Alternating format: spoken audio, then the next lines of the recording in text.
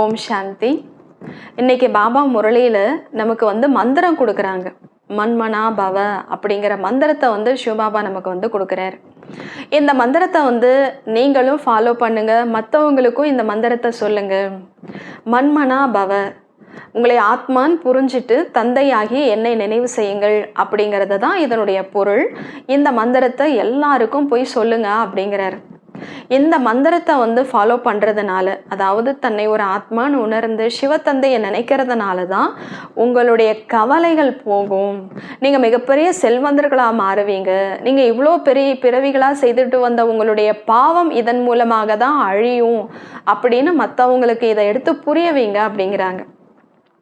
சிவத்தந்தை தான் சொல்கிறாரு, நான் சுப்ரீம் டீச்சராக இருக்கேன், சுப்ரீம் தந்தையாக இருக்கேன், சுப்ரீம் குருவாக இருக்கேன். என்ன நினைவு செய்தாதான் நீங்கள் தூய்மையாக மாற முடியும், உங்களுடைய வீட்டுக்கு போக முடியும் அப்படின்னு அவர் சொல்கிறாரு அப்படின்னு நீங்கள் சொல்லுங்கள். எங்களுக்கும் அந்த சிவத்தந்தை தான் இந்த ஞானத்தை கொடுக்குறாரு, நாங்கள் உங்களுக்கு இதை சொல்கிறோம். பாபா சொல்கிறாரு, நீங்கள் ஈஸ்வரனுடைய தூதுவர்கள். நீங்கள் தூதுவர்கள் அப்படின்னா பாபாவனுடைய அறிமுகத்தை மற்றவங்களுக்கு நல்லா எடுத்து சொல்லணும். பாபாவனுடைய அறிமுகம் இல்லாம மற்ற பிக்சருக்கு நீங்க போகவே கூடாது அப்படிங்கிறாங்க. ஒரு சிவபாபாவனுடைய சித்திரத்துக்கு முன்னாடி நின்று அவருடைய அறிமுகத்தை அவங்களுடைய மனசுல நல்லா பதிய வச்சிட்டீங்க அப்படின்னா மற்ற எந்த கேள்வியுமே அவங்களுக்கு இருக்காது. அதாவது அல்லாஹ் சிவபாபாவை பத்தி நல்லா புரிய வச்சிட்டீங்க, அவர் தான் படைக்கக்கூடியவர், அவர் தான் இந்த உலகத்தினுடைய முதல் இடைக்கடையினுடைய படைப்பாளர் அவர் தான் அப்படிங்கிறத அவங்களுடைய மனசுல நீங்க பதிய வச்சிட்டீங்க அப்படின்னா வேற எந்த கேள்வியுமே இருக்காது. அவர் தான் சுப்ரீம் டீச்சர், குரு, தந்தையாக இருக்கிறாரு அப்படின்னு அவங்க புரிஞ்சுட்டாங்க அப்படின்னா சர்வவியாபி அப்படிங்கிற ஞானமும் அவங்களுடைய புத்தியிலிருந்து போயிடும் அப்படிங்கிறார் பாபா. அல்லாஹ் யாரு, சிவத்தந்தை யாரு அப்படின்னு புரிஞ்சுட்டாங்கன்னா எங்களுக்கு வேற எந்த கேள்வியுமே இல்லை, நாங்கள் மற்றது தெரிஞ்சுக்க வேண்டிய அவசியமே இல்லைன்னு சொல்லுவாங்கங்கிறார் பாபா. ஸோ அந்த அளவுக்கு நீங்கள் மற்றவங்களுக்கு செய்தியாளர்களாக மாறி புரிய வைங்க அப்படிங்கிறார் பாபா. மேலும் அவ்வளோ ஆர்வத்தோட புரிய வைக்கணும். நீங்கள் ஆர்வத்தோட புரிய வைக்கும் போது தான் கேட்கக்கூடியவர்களும் ஆர்வத்தோட புரிய வைப்பாங்க. சிவபாபாவை பற்றி புரிய வைக்கிறதுக்கு கொஞ்சம் டைம் எடுத்தாலும் பரவாயில்லை, புரிய வைங்க, நகர்ந்து போயிடாதீங்கிறாங்க பாபா. இது போல் சிவபாபாவனுடைய மகிமையை மற்றவங்களுக்கு சொல்கிற மாதிரி உங்ககிட்ட ஒரு 2, 3, 4 பிக்சர்கள் இருக்கணும். சிவபாபாவனுடைய சித்திரத்துக்கு முன்னாடி தான் கியூவே நிற்கணுங்கிறார் பாபா. சிவபாபானுடைய மகிமையை நீங்கள் சொல்லிக்கிட்டே இருங்க. என்னை நினைவு செய்தீங்கன்னா உங்களுடைய பாவம் போயிடும்னு சொல்கிறாருங்கிறத தான் நீங்கள் சொல்லிக்கிட்டே இருக்கணும். மற்றவங்களுடைய புத்தியில் திணிச்சிக்கிட்டே இருங்க. சிவபாபாவை நினைவு செய்து உணவு சமைச்சிங்க அப்படின்னா சாப்பிடக்கூடியவர்களுக்கும் அவங்களுடைய நினைவு வரும் அப்படிங்கிறத புரிய வைங்க.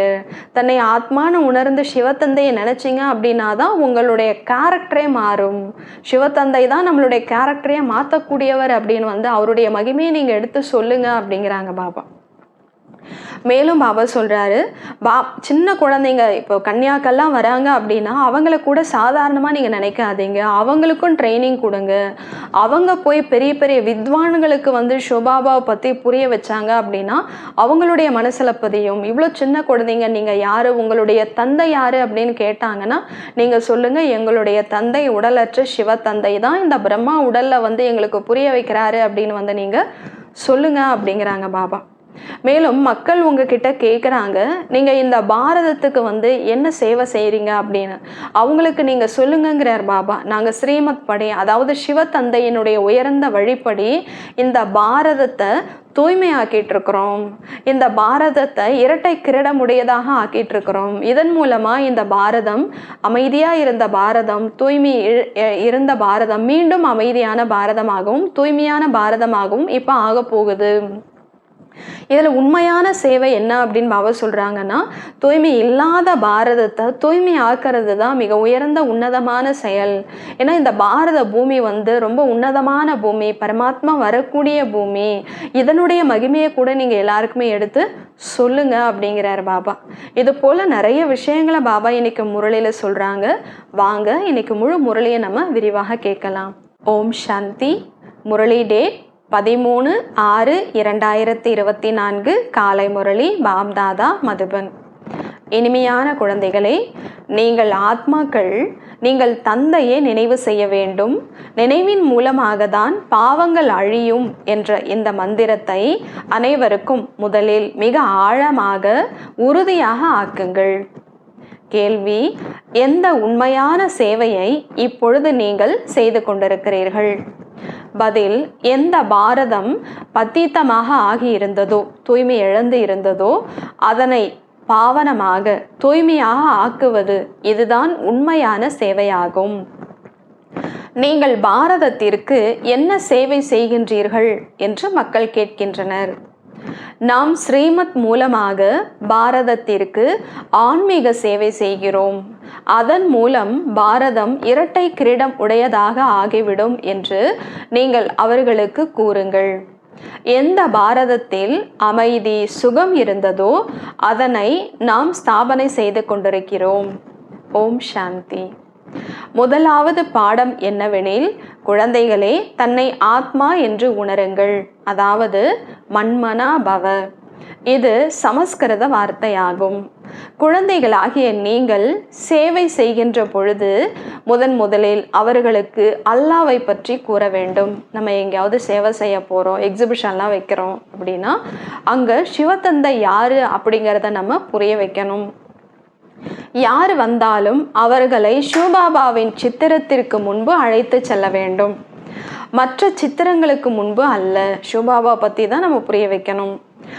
முதலில் தந்தையின் சித்திரத்திற்கு முன்பு அழைத்து சென்று தன்னை ஆத்மா என்று உணர்ந்து தந்தையை நினைவு செய்ய வேண்டும் என்று தந்தை கூறுவதாக அவர்களுக்கு கூற வேண்டும். நான் உங்களுக்கு சுப்ரீம் தந்தையாகவும் இருக்கிறேன், சுப்ரீம் ஆசிரியராகவும் இருக்கிறேன், சுப்ரீம் குருவாகவும் இருக்கிறேன். அனைவருக்கும் இந்த பாடத்தை கற்பிக்க வேண்டும். சிவத்தந்தை இப்படியெல்லாம் சொல்றாரு அப்படின்னு எல்லாருக்குமே இந்த பாடத்தை நீங்க சொல்லி கொடுக்கணுங்கிறாரு. அங்கிருந்து தான் ஆரம்பிக்க வேண்டும். சிவபாபாவுடைய பிக்சர் கிட்ட இருந்து தான் நீங்க ஆரம்பிக்கணும். தன்னை ஆத்மா என்று உணருங்கள் மற்றும் என்னை நினைவு செய்யுங்கள். ஏனெனில் பதீத்தமாக ஆகியிருக்கும் நீங்கள் மீண்டும் பாவனமாக ஆக வேண்டும். இந்த பாடத்தில் அனைத்து விஷயங்களும் வந்துவிடுகின்றன. அனைவரும் இவ்வாறு செய்வது கிடையாது. பாபா கூறுகின்றார், முதலில் அனைவரும் சிவபாபாவின் சித்திரத்திற்கு மட்டுமே அழைத்து செல்ல வேண்டும். மற்றவங்களுக்கு நம்ம புரிய வைக்கணும் அப்படின்னா முதல்ல சிவபாபாவுடைய சித்திரத்துக்கு முன்னாடி தான் போய் புரிய வைக்கணுங்கிறாங்க. இவர் எல்லையற்ற பாபா ஆவார் என ஒருவனை மட்டும் நினைவு செய்யுங்கள் என்று பாபா கூறுகின்றார். என் ஒருவனை மட்டும் நினைவு செய்யுங்க அப்படின்னு பாபா சொல்றாருங்கிறத எல்லாருக்கும் சொல்லுங்க. தன்னை ஆத்மா என்று புரிந்து கொண்டால் கவலைகள் நீங்கிவிடும். நினைவு செய்து செய்து தூய்மையான உலகத்திற்கு சென்று விட வேண்டும். இந்த பாடத்தை குறைந்தது 3 நிமிடத்திற்காவது அடிக்கடி உறுதி செய்ய வேண்டும். தந்தையை நினைவு செய்தேனா? பாபா தந்தையாகவும் இருக்கின்றார், படைப்புகளுக்கு படைப்பாளியாகவும் இருக்கின்றார், படைப்புகளின் முதல் இடைக்கடையை அறிந்தவராகவும் இருக்கின்றார். ஏனெனில் மனித சிருஷ்டியின் விதை ரூபமாக இருக்கின்றார். முதலில் இந்த நம்பிக்கையை ஏற்படுத்த வேண்டும். தந்தையை நினைவு செய்கின்றீர்களா? இந்த ஞானத்தை பாபா தான் கொடுக்கின்றார். நாமும் பாபாவிடமிருந்து தான் இந்த ஞானத்தை அடைகிறோம், அதனை உங்களுக்கு கொடுக்கிறோம் அப்படின்னு அவங்களுக்கு சொல்லுங்க. முதலில் இந்த மந்திரத்தை உறுதியாக்க வேண்டும், பக்காவாக்க வேண்டும். தன்னை ஆத்மா என்று உணர்ந்து தந்தையை நினைவு செய்தால் செல்வந்தர்களாக ஆகிவிடுவீர்கள். இதனை பற்றியே புரிய வைக்க வேண்டும். தன்னை ஆத்மான்னு உணர்ந்து என்னை நினைவு செய்யுங்க அப்படின்னு பாபா சொல்றாரு இல்லையா, இதை பத்தி தான் நிறைய புரிய வைக்கணுங்கிறாங்க பாபா. எது வரைக்கும் இதை புரிந்து கொள்ளவில்லையோ அது வரைக்கும் கால்கள் முன்னேறி போகக்கூடாது. இப்படிப்பட்ட தந்தையின் அறிமுகத்தை கொடுக்கக்கூடிய சித்திரங்கள் 2 அல்லது 4 இருக்க வேண்டும். ஆக இதனை நல்ல முறையில் புரிய வைப்பதன் மூலம் நான் தந்தையை நினைவு செய்ய வேண்டும், அவர் சர்வசக்திவானாக இருக்கிறார், அவரை நினைவு செய்வதன் மூலம் பாவங்கள் அழிந்துவிடும் என்பது அவர்களது புத்தியில் பதிந்துவிடும். அந்த அளவுக்கு நம்மளும் புரிய வைக்கணும். தந்தையின் மகிமை தெளிவாக இருக்கிறது. முதலில் இதனை கண்டிப்பாக புரிய வைக்க வேண்டும். தன்னை ஆத்மா என்று உணர்ந்து தந்தையை நினைவு செய்ய வேண்டும். தேகத்தின் அனைத்து சம்பந்தங்களையும் மறந்து விடுங்கள். நான் சீக்கியனாக இருக்கிறேன், நான் இன்னாராக இருக்கிறேன், இவைகளை விட்டுவிட்டு ஒரு தந்தையை நினைவு செய்ய வேண்டும். முதலில் இந்த முக்கிய விஷயத்தை புத்தியில் பதிய வைக்க வேண்டும். அந்த தந்தை தான் தூய்மை, சுகம், சாந்திக்கான ஆஸ்தியை கொடுக்கக்கூடியவர். பாபா தான் நடத்தைகளை மாற்றக்கூடியவர், அதாவது கேரக்டரை மாற்றக்கூடியவர் ஒரு சிவபாபா தான். வேறு யாரும் உலகத்தில் செய்ய முடியாது. ஆக மிக அவசியமான இந்த முதல் பாடத்தை நல்ல முறையில் பக்காவாக ஆக்குவதில்லை என்ற எண்ணம் பாபாவிற்கு வருகிறது. இந்த முதல் பாடத்தை குழந்தைங்க நீங்க உறுதி ஆக்கலை இன்னும் மற்றவங்களுடைய மனசுல அப்படின்னு பாபாவுக்கு எண்ணம் வருதான். அந்த மாதிரி இருக்கக்கூடாது இல்லையா? எந்த அளவிற்கு இதனை புரிய வைக்கின்றீர்களோ அந்த அளவிற்கு புத்தியில் நினைவு இருக்கும். தந்தையின் அறிமுகம் கொடுப்பதில் 5 நிமிடங்கள் ஆனாலும் சரி கடந்துவிடக்கூடாது. மிகவும் ருசியுடன் ஆர்வத்துடன் தந்தையின் அறிமுகத்தை கேட்பார்கள். நாமும் பாபாவனுடைய மகிமையில மூழ்கி அன்புல மூழ்கி அவ்வளோ ஆர்வத்தோட நம்ம புரிய வைக்கும் பொழுது அவங்களும் அந்த மாதிரி கேட்பாங்க. தந்தையின் இந்த சித்திரமும் முக்கியமானதாகும். முழு வரிசையும் இந்த சித்திரத்தின் முன்புதான் இருக்க வேண்டும். தந்தையின் அறிமுகத்தை அனைவருக்கும் கொடுக்க வேண்டும். பிறகு இந்த சக்கரம் எவ்வாறு சுற்றுகிறது என்பது படைப்புகளின் ஞானமாகும். மசாலா போட்டு கிண்டி கிண்டி ஒரேடியாக நேர்த்தியானதாக ஆக்குகிறோம் அல்லவா? எப்படி ஒரு சாதாரண சப்ஜி இருக்கு, காய்கறி இருக்கு, அதுல மசாலா போட்டு போட்டு எப்படி தரமானதா நேர்த்தியான ஒரு சப்ஜியா நம்ம ஆக்கிடுறோம் இல்லையா? அது போல மக்கள்கிட்ட பாபாவனுடைய ஞானத்தை புரிய வச்சு திணிக்கணுங்கிறாரு. திணிச்சு அவங்கள நேர்த்தியானவங்கள ஆக்குங்க அப்படிங்கிறார் பாபா. நீங்கள் ஈஸ்வரிய இயக்கத்தை சார்ந்தவர்கள். ஆகவே ஒவ்வொரு விஷயத்தையும் மிகவும் நல்ல முறையில் புத்தியில் உட்கார வைக்க வேண்டும். ஏனெனில் தந்தையை அறிந்து கொள்ளாத காரணத்தினால் அனைவரும் செல்வமற்றவர்களாகிவிட்டனர். இன்னைக்கு இந்த பாரத பூமி இவ்வளோ ஏழையானதுக்கு காரணமே பாபாவை தெரிஞ்சுக்காததுனால தான். அப்போ பாவம் அவங்களுக்கு தெரியாது. அதனால பாபா சொல்றாரு, நீங்க தான் அவங்களுடைய புத்தியில இதை பதிய வைக்கணுங்கிறாரு. பாபா சுப்ரீம் தந்தையாக இருக்கிறார், சுப்ரீம் ஆசிரியராக இருக்கிறார், சுப்ரீம் குருவாக இருக்கிறார் என்ற அறிமுகத்தை கொடுக்க வேண்டும். அவர் தான் நம்மளுடைய உயர்ந்த அப்பா, உயர்ந்த டீச்சர், உயர்ந்த குரு அப்படின்னு எல்லாருக்கும் புரிய வைங்க. 3ஐயும் கூறுவதன் மூலம் சர்வவியாபி என்ற விஷயம் புத்தியிலிருந்து நீங்கிவிடும். இதனை முதலில் புத்தியில் அமர செய்யுங்கள். தந்தையை நினைவு செய்யும் பொழுதுதான் நீங்கள் பத்தீத்தத்திலிருந்து பாவனமாக, அதாவது தூய்மையற்ற நிலையிலிருந்து தூய்மையாக முடியும். தெய்வீக குணங்களையும் தாரணை செய்ய வேண்டும். சத்தோ பிரதானமாக ஆக வேண்டும். பாபா சொல்றாரு, நீங்க நல்ல குணங்களையும் நடைமுறை செய்யணும், தூய்மையாகவும் மாறணும். நீங்கள் அவர்களுக்கு தந்தையின் நினைவை ஏற்படுத்துவீர்கள். இதில் குழந்தைகளாகிய உங்களுக்கும் நன்மை இருக்கிறது. இதை பத்தி நம்ம பாபாவை பத்தி மற்றவங்களுக்கு புரிய வைக்கிறதுல உங்களுக்கும் நன்மை இருக்கு. நீங்களும் மன்மனா பாபா ஆக இருப்பீர்கள். மனதால ஒரு சிவபாபாவுடைய நினைவிலேயே இருப்போம். பாபாவை பத்தி மற்றவங்களுக்கு சொல்லிக்கிட்டே இருந்தோம்னா. நீங்கள் தூதுவர்கள் எனில் தந்தையின் அறிமுகத்தை கொடுக்க வேண்டும். நம்ம எல்லாருமே ஈஸ்வரன் சிவத்தந்தையினுடைய தூதுவர்கள். அப்போ அவரை பற்றி நம்ம தானே சொல்லணும். பாபா எனக்கு தந்தையாகவும் ஆசிரியராகவும் குருவாகவும் இருக்கிறார் என்று அறிந்தவர் ஒருவரும் கிடையாது. சிவத்தந்தை தான் என்னுடைய தந்தையா இருக்கிறாரு, அவர் தான் என்னுடைய டீச்சர், அவர் தான் குரு அப்படின்னு தெரிஞ்சவங்க இந்த உலகத்தில் யாருமே கிடையாதுங்கிறார். அப்படிப்பட்டவங்களுக்கு நீங்க தான் போய் புரிய வைக்கணும். தந்தையின் அறிமுகத்தை கேட்பதன் மூலம் அவர்கள் மிகவும் மகிழ்ச்சி அடைவார்கள். பகவானின் மகாவாக்கியம், என் ஒருவனை நினைவு செய்தால் பாவங்கள் அழிந்துவிடும். இதனையும் நீங்கள் தான் அறிந்திருக்கிறீர்கள். கீதையில் கூடவே மகாபாரத யுத்தத்தையும் காண்பித்திருக்கின்றனர். இப்பொழுது வேறு எந்த யுத்தத்திற்கான விஷயமும் கிடையாது. அந்த மாதிரி யுத்தத்திற்கான விஷயம் இப்ப கிடையாது. மகாபாரத யுத்தம் நடந்ததா சொல்லியிருக்காங்க இல்லையா? அப்படி ஒரு யுத்தம் இப்ப கிடையாது. பாபா சொல்றாரு, தந்தையை நினைவு செய்வதில் தான் உங்களது யுத்தம் இருக்கிறதுங்கிறார். இதுதான் மிகப்பெரிய மகாபாரத யுத்தம். படிப்பு தனிப்பட்டதாகும், மற்றபடி நினைவில்தான் யுத்தம் இருக்கிறது. ஏனெனில் அனைவரும் தேக அபிமானத்தில் இருக்கின்றனர். தன்னை ஒரு ஆத்மான்னு உணர்ந்து என்னை நினைவு செய்யுங்க அப்படின்னு பாபா சொல்றாரு.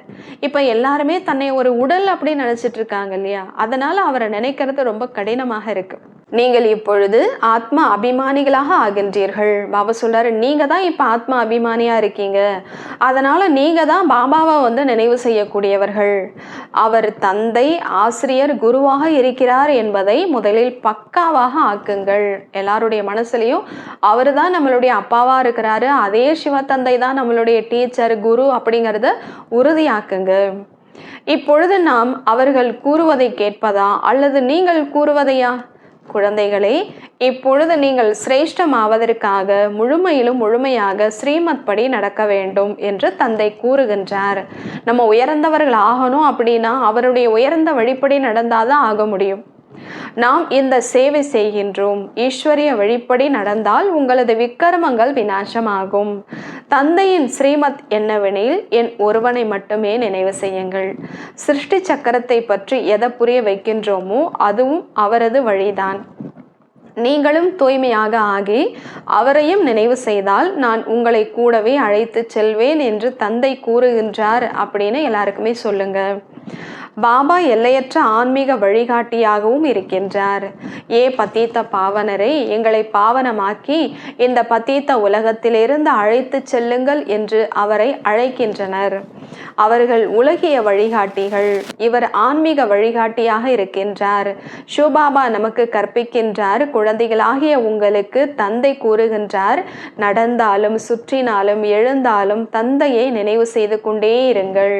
இதில் தன்னை கலைப்படைய செய்ய வேண்டும் என்று அவசியமில்லை.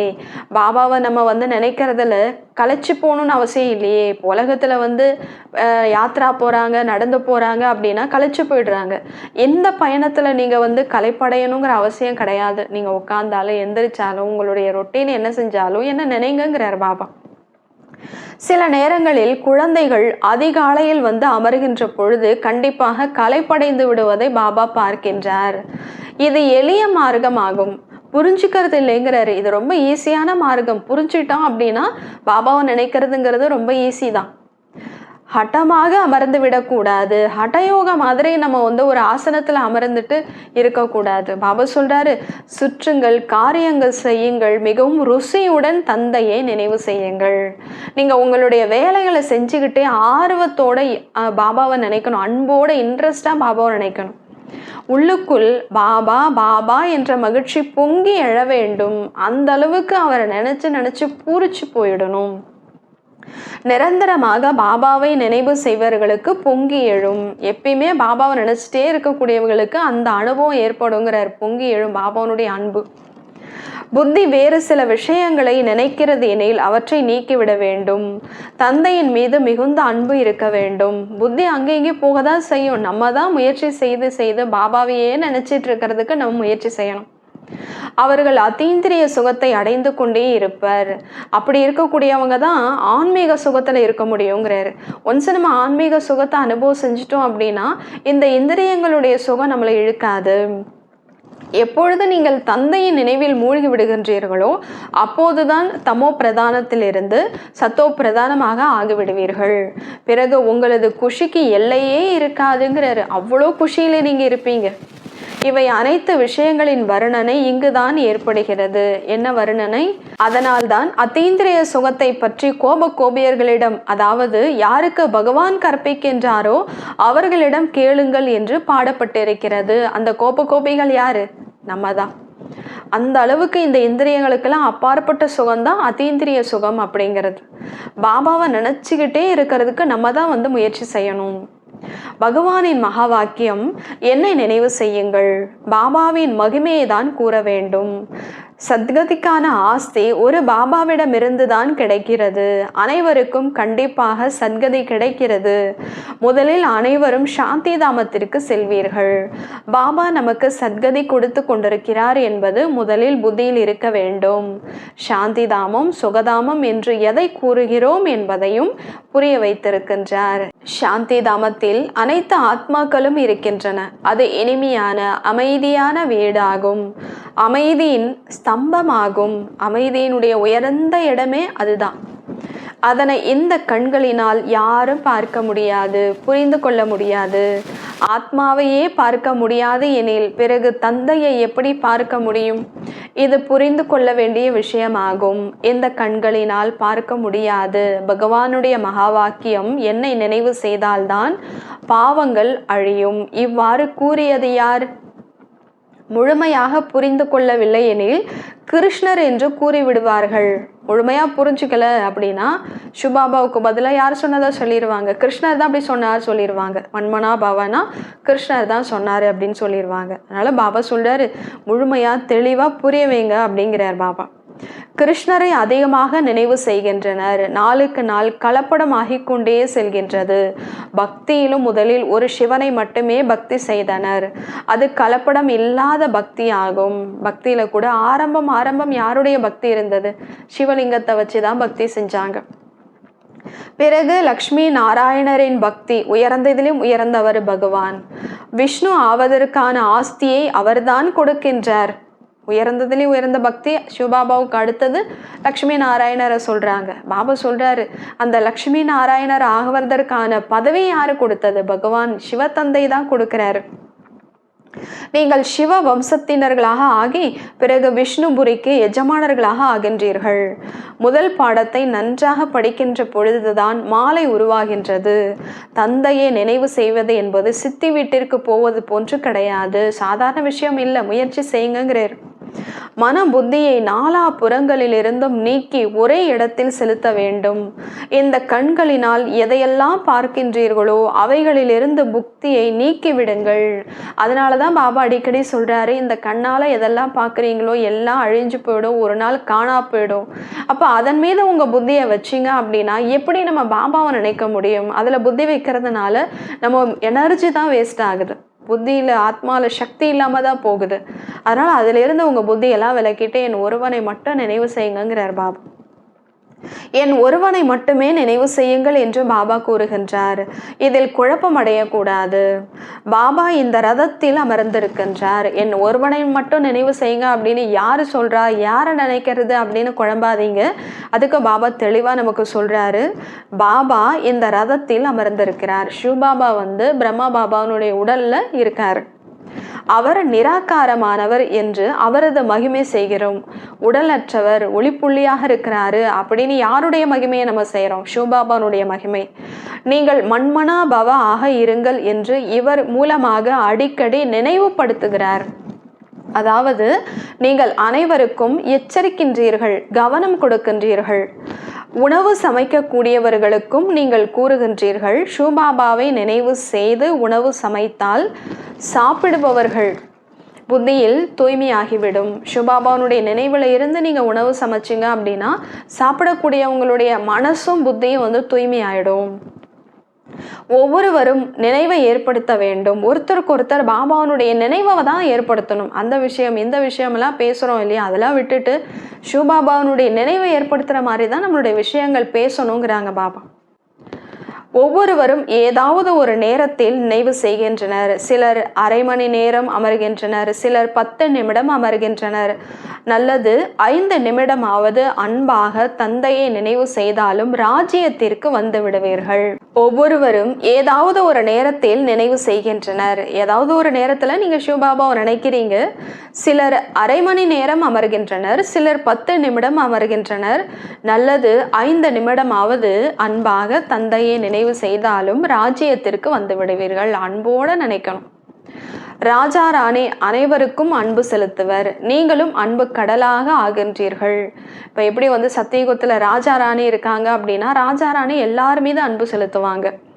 பாபா சொல்றாரு, நீங்களும் அன்பு கடல் தான் ஆகிறீங்க. அதனால்தான் அனைவரின் மீதும் அன்பு இருக்கிறது, அன்பு மயமாக இருக்கிறது. தந்தை அன்பு கடலாக இருக்கிறார் எனில் குழந்தைகளும் அவ்வாறே அன்பு நிறைந்தவர்களாக இருப்பார். அப்போதுதான் அங்கும் அவ்வாறு அன்புடன் இருக்க முடியும். எங்க சத்தியுகத்துல கூட ராஜா ராணியின் மீதும் மிகுந்த அன்பு இருக்கும், குழந்தைகளின் மீதும் அதிக அன்பு இருக்கும். அன்பும் எல்லையற்றதாக இருக்கும். அங்க சத்தியுகத்துல ராஜா ராணி மீது கூட அன்பு இருக்கும், தன்னுடைய குழந்தைகள் மீது கூட அன்பு இருக்கும். அந்த அன்பு எப்படிப்பட்டதா இருக்கும் அப்படின்னா பாபா சொல்றாரு, எல்லையில்லாத அன்பா இருக்கும் சத்தியுகத்துல. இங்கு அன்பின் பெயரே கிடையாது. இந்த உலகத்துல சண்டை தான் இருக்கிறது. அங்கு இந்த காம விகாரத்திற்கான இம்சையும் இருக்காது. அதனால்தான் பாரதத்தின் மகிமை அளவற்றதாக பாடப்பட்டிருக்கிறது. பாரதத்தினுடைய மகிமை அளவில்லாதது. பாரதத்தை போன்ற பவித்திரமான தேசம் வேறு எதுவுமே கிடையாது. இது அனைத்தையும் விட மிகப்பெரிய தீர்த்த ஸ்தலமாகும். பாபா இங்கு, அதாவது இந்த பாரதத்திற்கு வந்து அனைவருக்கும் சேவை செய்கின்றார், அனைவருக்கும் கற்பிக்கின்றார். படிப்பு முக்கியமானதாகும். பாரதத்திற்கு நீங்கள் என்ன சேவை செய்கின்றீர்கள் என்று சிலர் உங்களிடம் கேட்கின்றனர். பாரதம் பாவனமாக ஆக வேண்டும் என்று நீங்கள் விரும்புகின்றீர்கள். இப்பொழுது பத்தீத்தமாக இருக்கிறதல்லவா? ஆக நாம் ஸ்ரீமத் மூலமாக பாரதத்தை பாவனமாக்குகிறோம் என்று கூறுங்கள். அவங்க கிட்ட சொல்லுங்க. இப்போ இந்த பாரத பூமியை நீங்கள் தூய்மையாக்கணும்னு நினைக்கிறீங்க இல்லையா, அந்த செயலை தான் நாங்கள் வந்து இறைவனுடைய வழிபடி செஞ்சிட்ருக்கோம் அப்படின்னு சொல்லுங்க. தந்தையை நினைவு செய்தால் பத்தீத்தத்திலிருந்து பாவனம் ஆகிவிடுவீர்கள் என்று அனைவருக்கும் கூறுகிறோம். இந்த ஆன்மீக சேவையை நாம் செய்து கொண்டிருக்கிறோம். கிரீடதாரியாகவும் அமைதி சுகம் நிறைந்த பாரதமாக இருந்தது. அதனை மீண்டும் ஸ்ரீமத் மூலமாக முந்தைய கல்பத்தை போன்று நாடகப்படி உருவாக்கி கொண்டிருக்கிறோம். இந்த வார்த்தையை முழுமையாக நினைவு செய்யுங்கள். உலகில் அமைதி ஏற்பட வேண்டும் என்று மனிதர்கள் விரும்புகின்றனர். அதனை நாம் செய்து கொண்டிருக்கிறோம். பகவானின் மகா வாக்கியம் தந்தையாகிய என்னை நினைவு செய்யுங்கள் என்று குழந்தைகளாகிய நமக்கு பாபா புரிய வைத்து கொண்டிருக்கிறார். நீங்கள் பாபாவை அந்த அளவிற்கு நினைவு செய்வதில்லை என்பதையும் தந்தை அறிந்திருக்கிறார். பாபா எவ்வளோ சொல்றாரோ அந்த அளவுக்கு நம்ம நினைக்கல அப்படின்னு பாபா சொல்றார். இதில் தான் முயற்சி இருக்கிறது. நினைவின் மூலமாக தான் உங்களுக்கு கர்மாத்தித்த நிலை ஏற்படும். நீங்கள் சுயதர்ஷன சக்கரதாரிகளாக ஆக வேண்டும். இதன் பொருள் யாருடைய புத்தியிலும் கிடையாது. சுயதர்ஷன சக்கரதாரின்னா என்ன, சுயதர்ஷன சக்கரம்னா என்ன? உலகத்தில் அது ஒரு ஹிம்சை காரியத்துக்காக தான் சொல்லியிருக்கிறாங்க. அது உண்மை பொருளை நீங்கள் தான் புரிய வைக்கணும். சாஸ்திரங்களில் அதிக விஷயங்களை எழுதி வைத்து விட்டனர். இப்பொழுது தந்தை கூறுகின்றார், எதையெல்லாம் படித்தீர்களோ அவைகளை மறந்து விடுங்கள். தன்னை ஆத்மா என்று உணருங்கள். இது மட்டுமே கூடவே செல்லும். வேறு எதுவும் கூட செல்லாது, வராது. இது பாபாவின் படிப்பாகும். இதுவும் கூடவே வரும். அதற்காக முயற்சி செய்து கொண்டிருக்கிறோம். பாபாவுனுடைய நினைவு, பாபாவுனுடைய படிப்பு, இதுதான் நம்ம கூட வரும். சிறு சிறு குழந்தைகளையும் குறைவாக நினைத்து விடாதீர்கள். சின்ன குழந்தைங்க இருக்காங்க, கன்னியா இருக்காங்கன்னா அவங்கள சாதாரணமாக நினைக்காதீங்க. எந்த அளவிற்கு சிறியவர்களாக உள்ளனரோ அந்த அளவிற்கு பெயரை அதிகமாக வெளிப்படுத்த முடியும். சிறு சிறு குழந்தைகள் அமர்ந்து பெரிய பெரிய வயதானவர்களுக்கு புரிய வைக்கின்ற பொழுது அதிசயம் செய்து காட்டுவாங்க. அவர்களையும் தனக்கு சமமாக ஆக்க வேண்டும். யாராவது கேள்வி கேட்டால் பதில் கூறும் அளவிற்கு அவர்களை தயார்படுத்த வேண்டும். பிறகு எங்கெல்லாம் சென்டர்கள் அல்லது மியூசியம் இருக்கிறதோ அங்கே அனுப்பிவிடுங்கள். இப்படிப்பட்ட குரூப் தயார் செய்யுங்கள். இதுதான் நேரம். இப்படிப்பட்ட சேவை செய்யுங்கள். பெரிய வயதானவர்களுக்கு சிறிய குமாரிகள் அமர்ந்து புரிய வைப்பது அதிசயமாகும். நீங்கள் யாருடைய குழந்தைகள் என்று யாராவது கேட்டால் நாங்கள் சிவபாபாவின் குழந்தைகள் என்று கூறுங்கள். அவர் நிராகாரமாக இருக்கின்றார், உடலற்றவராக இருக்கிறாரு. பிரம்மாவின் உடலில் வந்து எங்களுக்கு கற்பிக்கின்றார் அப்படின்னு எல்லாருக்கும் சொல்லுங்க. இந்த படிப்பின் மூலமாக தான் நாங்கள் இந்த லக்ஷ்மி நாராயணராக ஆக வேண்டும். சத்தியுகத்தின் ஆரம்பத்தில் இந்த லக்ஷ்மி நாராயணரின் ராஜ்யம் இருந்தது. இவர்களை இவ்வாறு ஆக்கியது யார்? கண்டிப்பாக அப்படிப்பட்ட நற்காரியங்கள் இவர்கள் செய்திருப்பார்கள் அல்லவா? இவங்க உலகத்தினுடைய மகாராஜா மகாராணி ஆயிருக்கிறாங்க அப்படின்னா சாதாரணமாக ஆயிருக்க முடியாது இல்லையா? அப்போ அப்படிப்பட்ட ஒரு நல்ல செயலை இவங்க செஞ்சிருப்பாங்க இல்லையா? அந்த நல்ல செயலை வந்து யாரு கற்றுக் கொடுத்தா? பாபா வந்து, சிவத்தந்தை வந்து கர்மம் அக்கர்மம் விக்கர்மத்தின் ரகசியங்களை கூறுகின்றார். சிவபாபா நமக்கு கற்பிக்கின்றார். அவரே தந்தை, ஆசிரியர், குருவாக இருக்கின்றார். ஆக முக்கியமாக ஒரே ஒரு விஷயத்தில் மட்டும் நிறுத்தி புரிய வைக்க வேண்டும் என்று தந்தை கூறுகின்றார். முதலில் அல்லாவை புரிந்து கொண்டால், சிவபாபாவை புரிஞ்சுக்கிட்டாங்க அப்படின்னா பிறகு இவ்வளவு கேள்விகளை யாரும் கேட்க மாட்டார்கள். அல்லாவை புரிய வைக்காமல் மற்ற சித்திரங்களை புரிய வைத்தால் புத்தியை கெடுத்து விடுவார்கள். மற்ற எந்த சித்திரத்தையும் புரிய வைக்காதீங்கிறார். ஒரே ஒரு சிவபாபா மட்டும்தான் புரிய வைக்கணும். முதல் விஷயம் அல்லவா? நாம் ஸ்ரீமத் படி நடக்கிறோம், அல்லாவை புரிந்து கொண்டோம். பிறகு மற்ற சித்திரங்களை ஏன் பார்க்க வேண்டும் என்று நினைக்கக்கூடியவர்களும் வெளிப்படுவர் அப்படிங்கிறார். நாம் அல்லாவை புரிந்து கொண்டதன் மூலம் அனைத்தையும் புரிந்து கொண்டோம். தானம் கிடைத்தது, சென்று விட்டனர். பிச்சை கேட்க வந்தாங்க, தானம் கிடைச்சது, போயிட்டாங்க. ஞான தானம். நீங்கள் முதல் தரமான தானம் செய்கின்றீர்கள். பாபாவின் அறிமுகம் கொடுப்பதன் மூலம் தந்தையை எந்த அளவிற்கு நினைவு செய்கின்றீர்களோ அந்த அளவிற்கு தமோ பிரதானத்திலிருந்து சத்தோ பிரதானம் ஆவீர்கள். நீங்களும் மற்றவங்களுக்கு பாபாவை புரிய வைக்கும் போது உங்களுக்கும் பாபாவனுடைய நினைவு இருந்துகிட்டே இருக்கும். அப்போ பாபாவனுடைய நினைவு எந்த அளவுக்கு உங்களுக்கு இருக்கோ அந்த அளவுக்கு நீங்களும் தூய்மையாயிட்டே போவீங்கிறார் பாபா. நல்லது. இனிமையிலும் இனிமையான காணாமல் போய் கண்டெடுக்கப்பட்ட செல்லமான குழந்தைகளுக்கு தாயும் தந்தையும் ஆகிய பாப் தாதாவின் அன்பு நினைவுகள் மற்றும் காலை வணக்கம். ஆன்மீக குழந்தைகளுக்கு ஆன்மீக தந்தையின் நமஸ்காரம், ஆன்மீக தந்தைக்கு ஆன்மீக குழந்தைகளின் நமஸ்காரம். நன்றி பாபா. தேங்க்ஸ் பாபா. தாரணைக்கான முக்கிய சாரம். நடைமுறை செய்வதற்காக முரளிலிருந்து 2 பாயிண்ட்ஸ். முதலாவது, அத்தீந்திரிய சுகம் அனுபவம் செய்வதற்காக உள்ளுக்குள் பாபா பாபா என்று பொங்கி வர வேண்டும். ஹட்டமாக, அதாவது வருத்தி கொள்ளுதல் கிடையாது. ருசியுடன் ஆர்வத்தோடு நடந்தாலும் சுற்றினாலும் பாபாவை நினைவு செய்ய வேண்டும். புத்தியை நாலாபுறங்களிலிருந்தும் நீக்கி ஒருவரிடத்தில் செலுத்த வேண்டும். இரண்டாவது, பாபா அன்பு கடலாக இருப்பது போன்று பாப் சமான் அன்பு கடலாக ஆக வேண்டும். அனைவருக்கும் உபகாரம் செய்ய வேண்டும். பாபாவின் நினைவில் இருக்க வேண்டும் மற்றும் அனைவருக்கும் தந்தையின் நினைவு ஏற்படுத்த வேண்டும். வரதானம். அமைதி சக்தியின் சாதனங்களால் உலகத்தை அமைதியாக ஆக்கக்கூடிய ஆன்மீக ஆயுதங்கள் உடையவர் ஆகுங்கள். அமைதி சக்தியின் சாதனங்களால் உலகத்தை அமைதியாக ஆக்கக்கூடிய ஆன்மீக ஆயுதங்கள் உடையவர் ஆகுங்கள். விளக்கம். அமைதி சக்திக்கான ஆயுதங்கள் சுப சங்கல்பம், சுப பாவனை மற்றும் கண்களின் பாஷையாகும். அமைதி சக்தியினுடைய ஆயுதம் என்ன சொல்றார் பாபா? சுப சங்கல்பம், சுப பாவனை மற்றும் கண்களின் பாஷை. எவ்வாறு முகத்தின் பாஷையால் பாபா மற்றும் படைப்பின் அறிமுகத்தை கொடுக்கின்றீர்களோ, இப்போ வாயால் பாபா யாரு, அவருடைய படைப்பு என்ன அப்படின்னு சொல்றீங்களோ, அது போன்று அமைதி சக்தியின் ஆதாரத்தில் கண்களின் பாஷை மூலமாக தந்தையின் அனுபவத்தை செய்ய வைக்க முடியும். ஸ்தூல சேவைக்கான சாதனங்களை விட அமைதி சக்தி மிகவும் உயர்வானதாகும். இதுவே ஆன்மீக சேவையின் விசேஷமான ஆயுதமாகும். இந்த ஆயுதத்தின் மூலமாக அசாந்தியான உலகத்தை சாந்தியாக ஆக்க முடியும். ஸ்லோகன். தடைகளற்று இருப்பது மற்றும் பிறரையும் தடைகள் அற்றவராக ஆக்குவது, இதுவே உண்மையான சேவையின் நிரூபணமாகும். உண்மையான சேவை அப்படின்னா என்ன சொல்றாங்க பாபா? நாமும் தடை இல்லாமல் இருக்கணும், மற்றவங்களையும் தடைகள் அற்றவர்களாக ஆக்கணும். இதுதான் உண்மையான சேவையினுடைய நிரூபணம் அப்படின்றார் பாபா. நல்லது.